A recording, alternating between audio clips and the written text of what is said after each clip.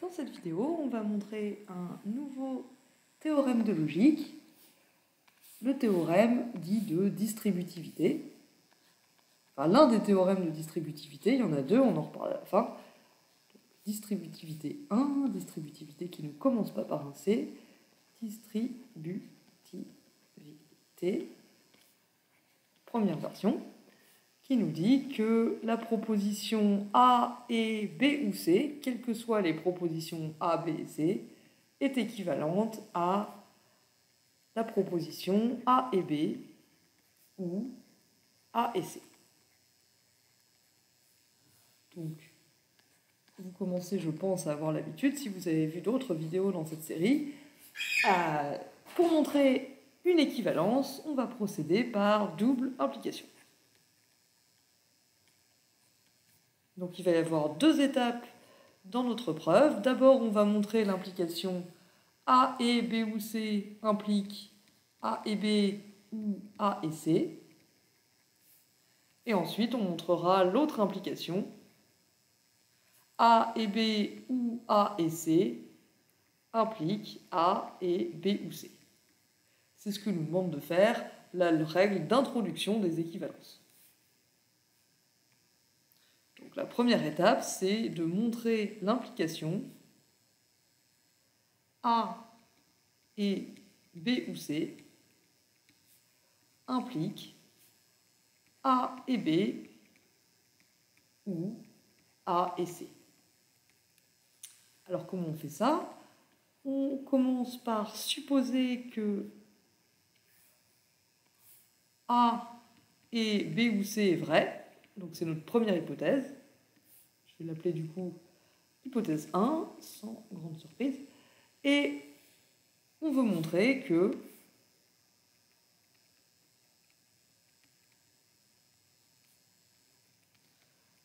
à l'aide de cette supposition, on veut montrer A et B ou A et C. Donc vu que ce qu'on veut montrer c'est un ou, il suffit qu'on arrive à obtenir A et B ou alors A et C, et ça suffira pour conclure. Donc, d'après notre hypothèse 1,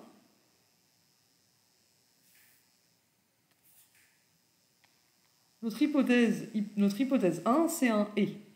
On peut utiliser le et, on en tire deux choses, deux nouvelles hypothèses, puisque A et B ou C est vrai, et du coup on peut en déduire que A est vrai dans cette partie de la preuve. A est une de nos hypothèses.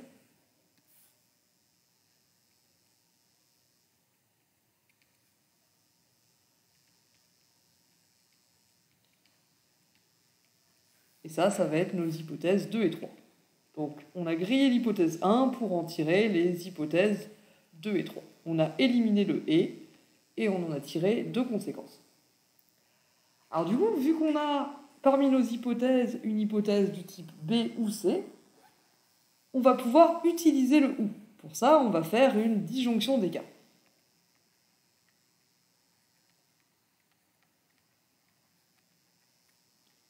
Donc ça, c'est la loi d'utilisation de B ou C, ou élimination. Donc le premier cas, K1,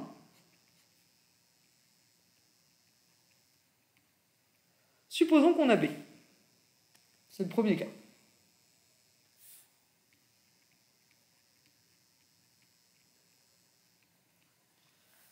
Du coup, dans cette petite sous-partie de la preuve, on a l'hypothèse B.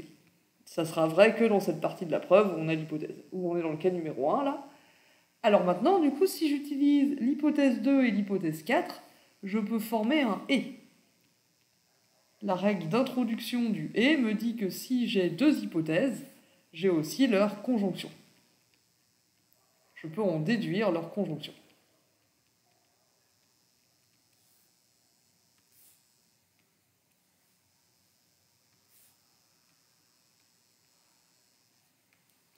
Donc on a A et B. Et maintenant, si j'ai A et B, d'après la loi d'introduction des ou,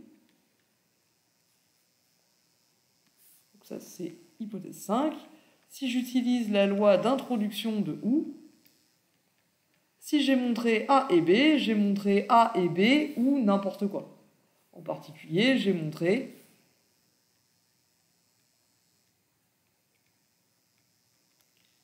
que A et B ou A et C est vrai.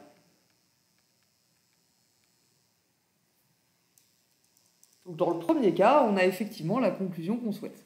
Reste à vérifier le deuxième cas. Donc dans le deuxième cas, on suppose cette fois qu'on a C, et je vous laisse montrer que dans ce cas-là aussi,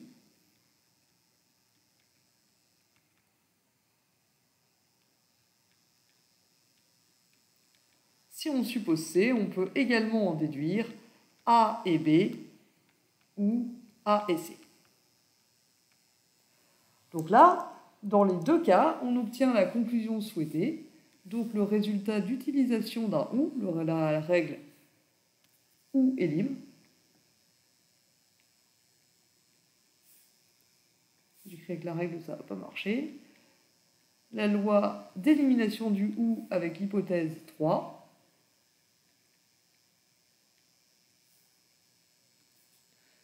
Nous permet de dire qu'on a montré A et B ou A et C, et on a fait ça en utilisant l'hypothèse 1,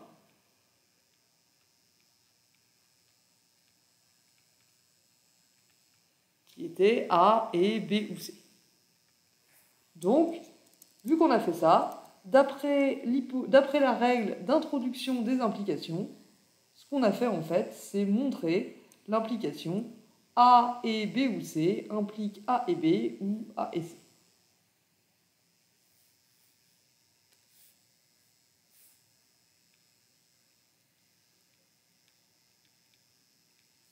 Et ça, c'est la moitié, la première moitié de notre preuve par double implication, de notre preuve d'équivalence.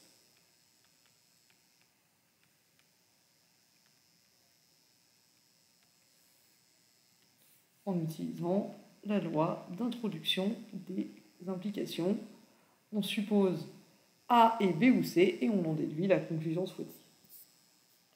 Alors il nous reste à faire, dans double implication et double, il nous reste à faire l'autre implication. Donc montrons que si j'ai A et B ou A et C, on peut en déduire A et B ou C. Alors c'est parti. Du coup, cette fois, on suppose qu'on a A et B ou alors qu'on a A et C. Et on va montrer A et B ou C. Donc ça, c'est notre hypothèse. J'en suis à combien dans cette preuve? J'en suis à... Alors si je les numérote pas, ça ne va pas le faire.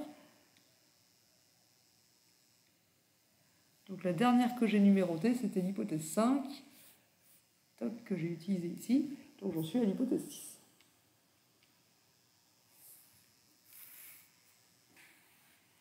Du coup, d'après notre hypothèse 6, c'est un OU. Donc on peut distinguer deux cas. On peut faire une élimination du OU. On va séparer deux cas. Le cas A et B et le cas A et C. Et on va montrer que, quel que soit le cas, on arrive à montrer ça.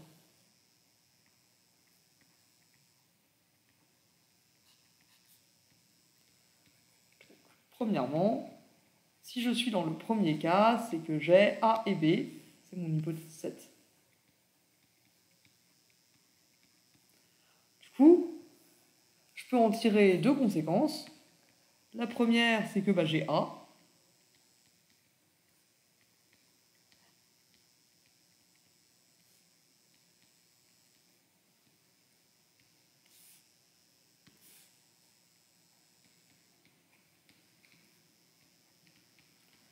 Et la deuxième, c'est que j'ai B.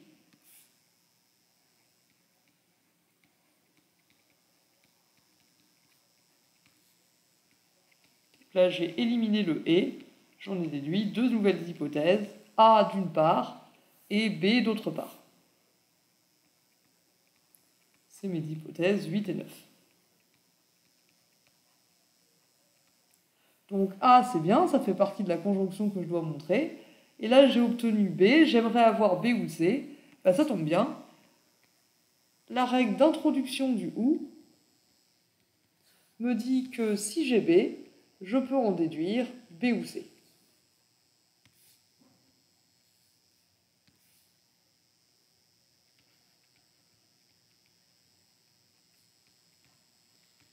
Et maintenant, je sais que parmi mes hypothèses, il y a A et il y a B ou C.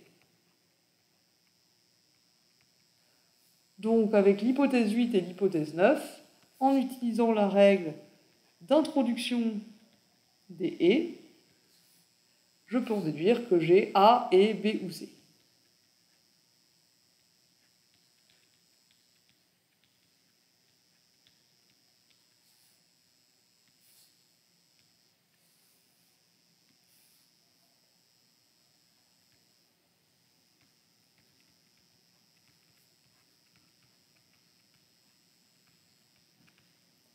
Le deuxième cas ressemble beaucoup, donc pour ne pas changer, je vais vous laisser le faire. Cas numéro 2, c'est le cas où on a A et C. Donc là, je vous laisse montrer qu'on obtient de la même façon A et B moussé.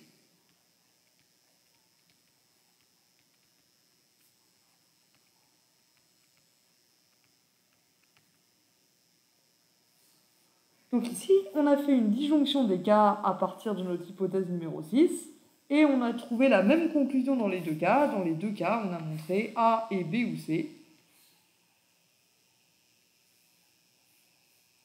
Donc d'après la règle d'élimination d'un OU, ce qu'on a montré, c'est que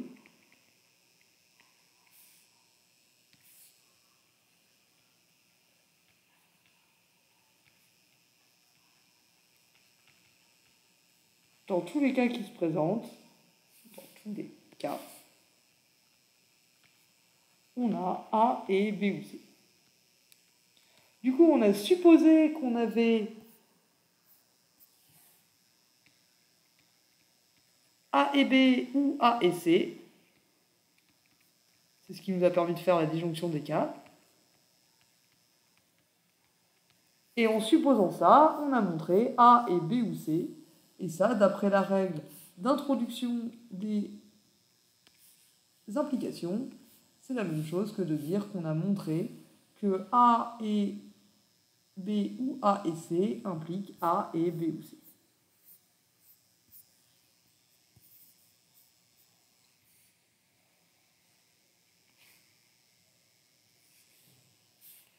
Et c'était notre deuxième application dans notre raisonnement par double implication. Donc, ça termine la preuve de la deuxième règle, de la première règle de distributivité.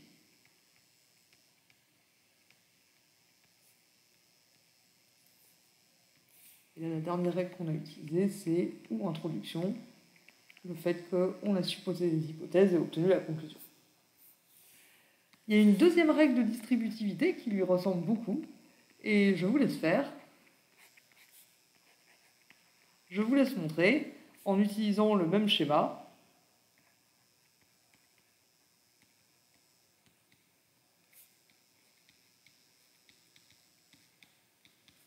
Le deuxième théorème de distributivité.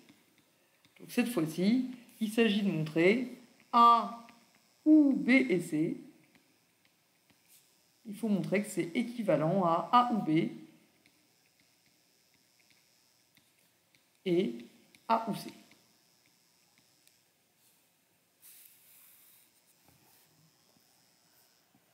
On va s'en tenir là pour cette vidéo et j'espère que c'était clair comme toujours et je vous remercie de votre attention.